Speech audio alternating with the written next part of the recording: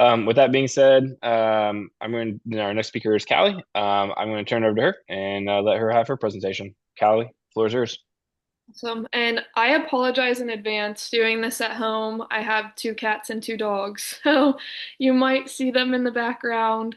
Um, and I'm sorry, not super professional, but what can you do? I'm gonna go ahead and share my screen.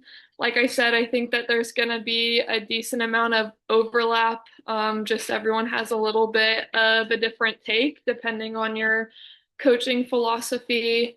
But my plan is to talk about how to make practices competitive when you're dealing with a wide range of levels when it comes to your players. And share my screen.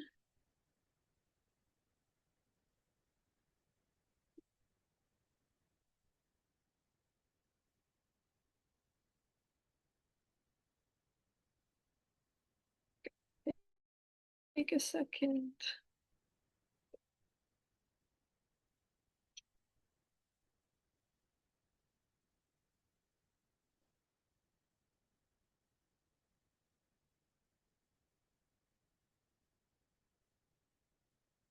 Sorry, guys. I'm used to Google Meet and I should have played around with this a little bit more.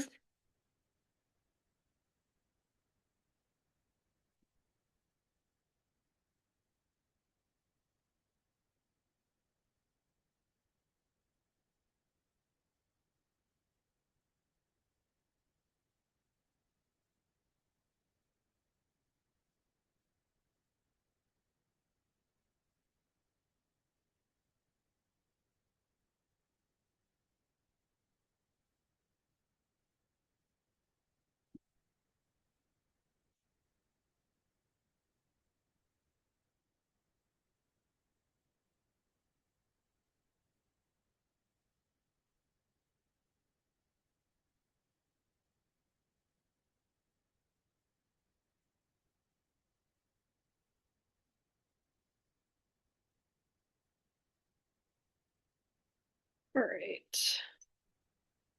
I appreciate you guys bearing with me.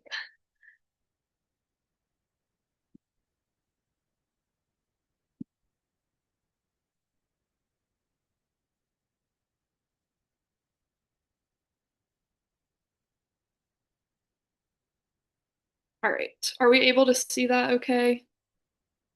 So, so I think in San Antonio, this is definitely a problem that we all face, whether you have a men's or women's program. I am currently at Alamo Heights. This is my first year with them, and definitely dealing with very different problems than I did at my last school. Nothing more or less than any other area. Um, but something that we implemented this season is instead of jumping straight into practices, we did a clinic week where everyone was encouraged to come, especially if you were new. I have 13 freshmen this year, which is great. A handful of them have played, a bigger handful have not. And then I have a pretty talented group of experienced upperclassmen. So making sure when we do hop into the official start of practices, answering what is cradling, how do I pass, all those things to try and ease a little bit of the frustration. We used this past week to go over everything crash course in lacrosse. Um, and so hopefully I will see that success in the next few weeks. We're in the start of our season, so I'm not quite sure that it worked yet.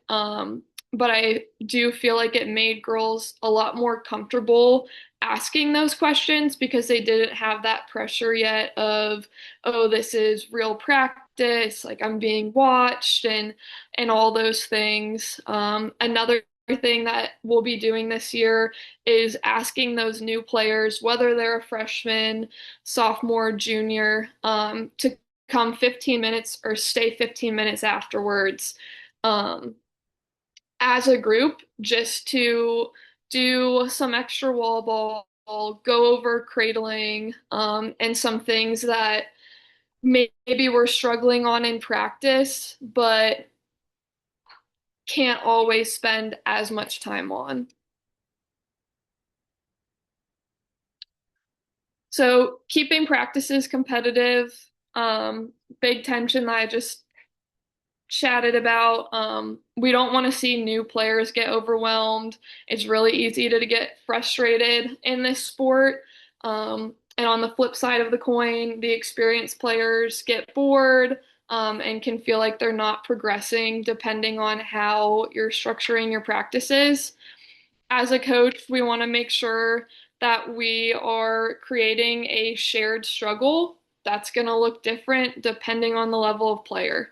And then competition doesn't always mean equal skill, but equal engagement. So making sure if we're in whatever drill and our upperclassmen are the ones dominating it, it's really easy for those other players to check out. Um, so talking about a CLA-led approach, what can I do as a coach to make sure that I don't lose engagement from those girls that are newer when maybe it's a little bit harder of a drill or vice versa. So making sure there's so many different things we can manipulate. And the big ones are the task, the environment, and the individual. So different ways, and this will apply to any drill that you guys like to use. If it's a task, I can add or take away different rules. I can put in a time limit, um, especially with my new players and when we're first starting out, I love taking away their sticks from them. Um, One, it can be a safety issue. Women's lacrosse is definitely a contact sport. It gets violent, and when we don't know what we're doing, it's really easy to get hit in the head. But making sure that when we do those things, it's not just, oh, if you're a new player, you're not going to have a stick. We're going to do that as a team, and really break things down because people can benefit from a refresher, and the girls who have never done it before are learning. Um, Environment, space, pressure, and numbers. I think that when you're first starting out, the smaller the space, the better. I'm a huge proponent of sixes. Um, One 110-yard field, a lot of times we don't even have access to it, depending on what program you're with. A lot of us have to split fields with the men's team.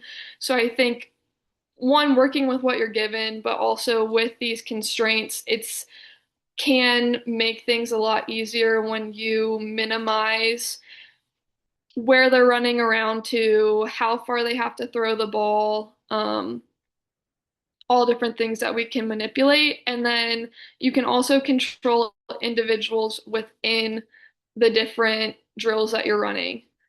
And I'll touch on that in a second. But ultimately, the end goal is making sure everyone is succeeding without running separate practices. I know probably most of Texas, but especially San Antonio, we don't have a large coaching pool. A lot of us are dealing with either flying solo or maybe you have one other coach out there with you.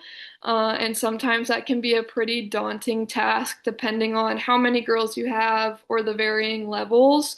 So making sure it's not necessary to run separate practices. It's really not sustainable for where we are, but making sure within everything we do, there's varying levels of difficulty. So when you're creating practice plans to build confidence and making sure you're challenging everyone, a couple things that when I'm sitting down Saturday, Sunday, kind of thinking through, what is my intent? And I'm happy to share my planner that I use. I have the entire season planned out, and then I go a little bit smaller in each tab for week by week. But I think that it's important at the start of the week to kind of think, what's the intent? What are we trying to focus on? And identify different places where new players might struggle a little bit more so that you can build in those extra restraints to kind of support them. Same side of the coin, while new players might struggle, where are my more experienced players going to get bored or maybe become complacent? And then making sure we're able to adjust different reps based on that. I think it takes a little bit of practice, and if you are a spreadsheet hater, this probably isn't for you. But I found that the more I prep, the easier it becomes. And with the entire season laid out before me, I'm able to go from big ideas into those smaller, nitpicky, here's what every 10 minutes of my practice is going to look like. Um, and obviously, things are going to change. That's part of it. We may not have practice on Monday because it's cold in Texas, right? You just got to roll with the punches. So, how to implement an example, pretty basic drill that we'll run in pregame warm-ups is just an X shooting shuttle. With it being early season, what that would look like for us specifically, we're looking at shooting rhythm, footwork, and confidence while they're moving to help out with our newer players' week one constraints as they are feeding the ball across. The player can choose, hey, I want a ground ball, or I'm good with a live feed. Putting that decision in their hands, one, I think helps a ton with accountability. So it's not me making the decision as a coach. I have no idea what you're comfortable with. I'm going to encourage you to challenge yourself and try things that are hard. So if you ask for a ground ball twice in a row, the next one, let's encourage her to ask for a feed. But I think allowing them to have that choice helps them build confidence. They don't have that like deer in the headlights moment as they get further and further up in line. A big thing is, especially with women, is confidence. And I've been there. If you think you're not going to catch the ball, you already defeated yourself. So making sure that you allow them to find natural ways to build that confidence up. Um, this also allows you to keep the reps flowing. So if we're first starting off and we're really struggling with stick work, but we need to get some shooting in, and I tell everyone, hey, we're gonna do all of this as a feed, maybe half the players can't catch it. So this is a perfect example of allow them to get a ground ball. It's going to keep things going very, very quickly. Um, Encourage, regardless, the players in line to have backups. I'm also a huge proponent in the first few weeks having a ton of balls. I think that philosophy changes as we go through the season and our stick work gets better. But at the very beginning, when people are first starting out and it may be their first week of lacrosse, the more balls that you can have, the better. It lets them just pick it up and go. They feel more confident. We're not wasting time running after things, and it allows the drill to keep moving. But like I said, that definitely changes towards the end of the season. I don't like balls all over the field. And so we kind of move away from that as the team grows.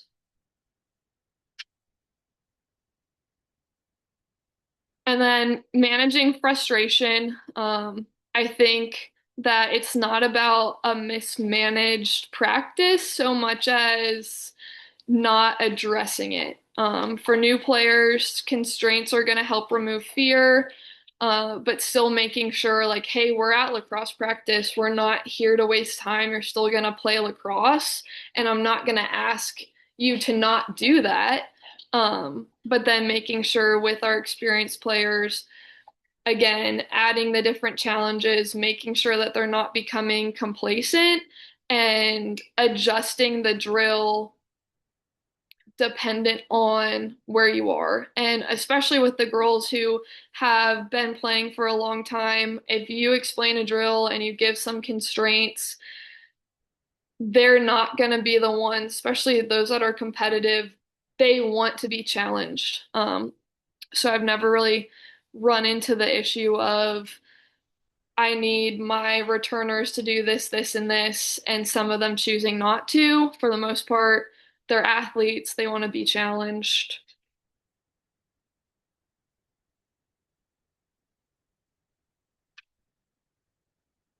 Then a couple key takeaways, competitive practice. We're not trying to separate them.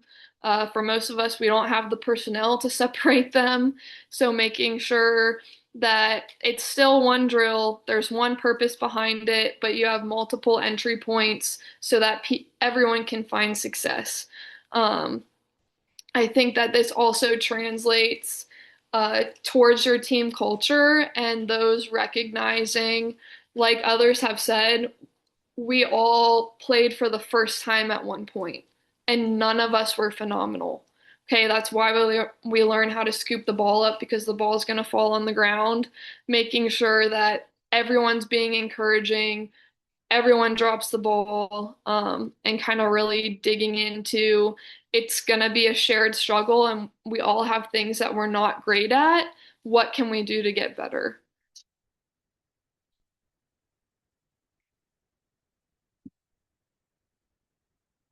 And then finding creative ways to inspire competition, depending on what your team looks like, the buddy system with returners and new players or splitting them upperclassmen and lower. I have plenty of coaching friends that do for away games the buddies are writing each other notes. For Alamo Heights this year, we'll have a house system. For any of you who have ever watched Harry Potter, very, very similar. You can steal ideas from coaches and Hollywood. I'll take it from anybody. So we're gonna be dividing everyone up into even groups. I think it's really important that it's even. So experienced players sort like everyone needs to be dispersed.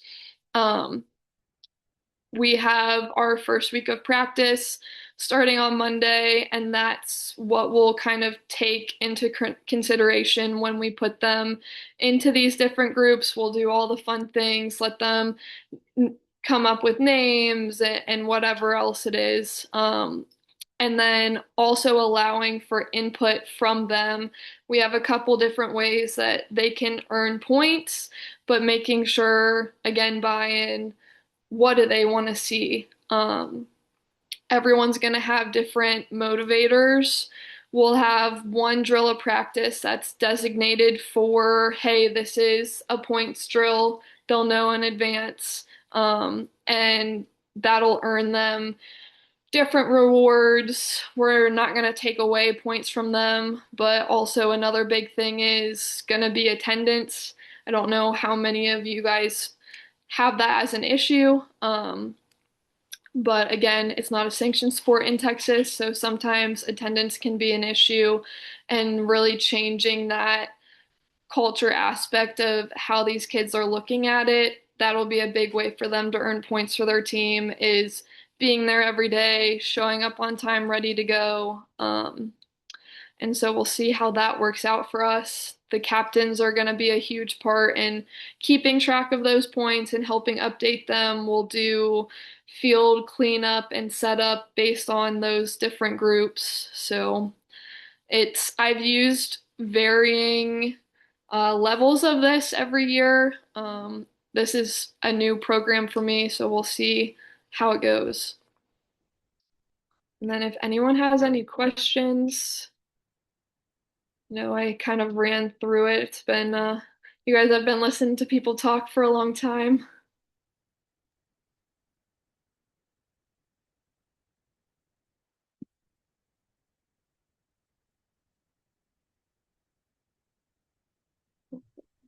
Callie. I know that Yes. you I know that you coach at a really high level. Just kind of playing off some of the things I was talking about earlier. Do you have certain phrases or terms like stuff that's easy to stick in girls' heads? Like I understand that maybe Alamo Heights, you might have a call for a certain play. I'm not asking you that, but as a culture, like, do you like for us, two on me, someone's free. You can say that to a kindergartner or a senior in high school, and they understand it. Do you have some stuff like that, or just verbiage or anything that you Yeah. find has stuck over the years? That's like, I mean, I'm adding to my list of things that I can say that rhyme. I'm adding to my Dr. Seuss, but I Yeah. don't know if you have anything specifically on your end. Yeah, I don't know how many of mine rhyme, and one that's coming to mind because we chatted about it at our last clinic, and I see Erin's on here, so hopefully she agrees with this as our representative. But when I'm teaching them checking, it's normally like the last thing we talk about. I don't like to introduce that super early on. Um, I'm one of four, so I have lots of siblings. The majority of the kids on our team have siblings. So when we're talking about checking, I'll ask them like, "Hey, how many of you have siblings? How many of you have ever been mad at a sibling?" And everyone raises their hand. Um, and I'll say, okay, if you're upset with them, are you gonna wind your hand up and slap them around your face or across the face in front of your parents? They'll stare and they're like, absolutely not. I'm like, no, you're gonna be a little bit sneaky about it. Like, you gotta do it slow and controlled. You can't do a whole wind up, and kind of use that to relate. Like, you don't want to get not necessarily caught, but like, you don't really want it to be that big of a deal that you're being a little bit aggressive. And so I'll do the like, you want to kind of smack and come back, smack and come back. But anything that you can relate to kind of their life right now, I think really resonates a lot with them. With high school boys, you could say, I'm sure all of you have an ex that you'd love to slap across the face. Maybe that would stick a little bit more with them, but just kind of finding different things. I know a speaker earlier, he had a term that I've never heard before with the AAA for picking, stuff like this. I mean, you can always learn from different people, and I think life lessons, more people are going to relate to it than you think. And I don't have any rhyming ones, and that's the only thing I can kind of think of off the top of my head. I think depending on what program I'm with, it's very, very different. And so my brain is kind of lost in the chaos. But everyone at the end of the day, they want to learn, asking the girls what would resonate more with them. They have better ideas than us. They're chronically online and have a little bit different humor.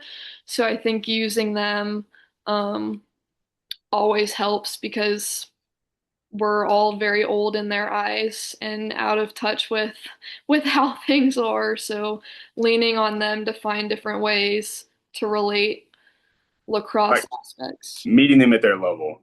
You know what I mean? Like for us, when we do a drill and we want them to banana, probably 3 years ago, one of our girls yelled out banana, like Yeah. just, and so now, like, as much as I like it or don't like it, it's kind of hard for anybody on our team to say the words banana in a completely normal way. But I also went to a high school practice and I was like, banana, and the joke was just lost on everybody. So, kind of meeting them at wherever they're at, I think it's kind of what you're talking about. Yeah. That's great. That's good feedback.